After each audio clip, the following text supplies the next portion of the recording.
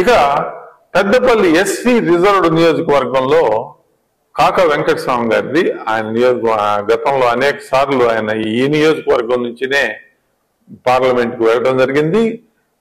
CWC మెంబర్గా కూడా ఆయన సుదీర్ఘకాలం పనిచేయడం కూడా జరుగుతుంది. ఈ నియోజకవర్గం నుంచి వారి మనవడు గడ్డం వంశీకృష్ణ గారు పోటీ చేస్తా ఉన్నారు. అంటే గడ్డం వివేక్ గారు. ఆయన ప్రస్తుతం తెలంగాణ రాష్ట్ర శాసనసభ సభ్యుడిగా ఉన్నారు. ఆయన బాబాయ్ కూడా శాసనసభ సభ్యుడిగా ఉన్నారు. అంటే వాళ్ళ ఫ్యామిలీలో ఇద్దరు ఆల్రెడీ శాసనసభ్యులుగా ఉన్నారు. ఆయన ఇక్కడ కాంగ్రెస్ పార్టీ తరఫున పోటీ చేయడం జరుగుతూ ఉంది. ఇక బారాసా నుంచి కొప్పుల ఈశ్వర్ గారు, అంటే గతంలో బారాసాలో ఎమ్మెల్యేగా కూడా ఆయన కొప్పుల ఈశ్వర్ గారు పనిచేశారు కాబట్టి ఆయన బారాసా నుంచి పోటీ చేస్తా ఉన్నారు.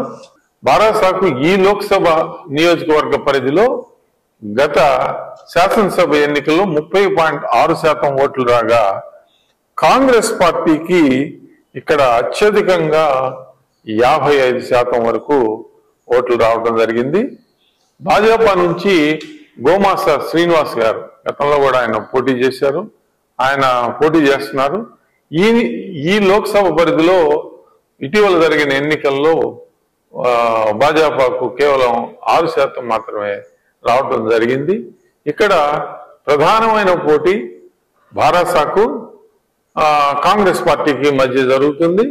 వంశీకృష్ణ గారు గెలుపు కాంగ్రెస్ పార్టీ గెలుపు నెల్లేరు మీద నడికే ఈ నియోజకవర్గంలో వారు భారీ మెజారిటీతో ఇక్కడ విజయం సాధించడం ఖాయమని చెప్పాలి.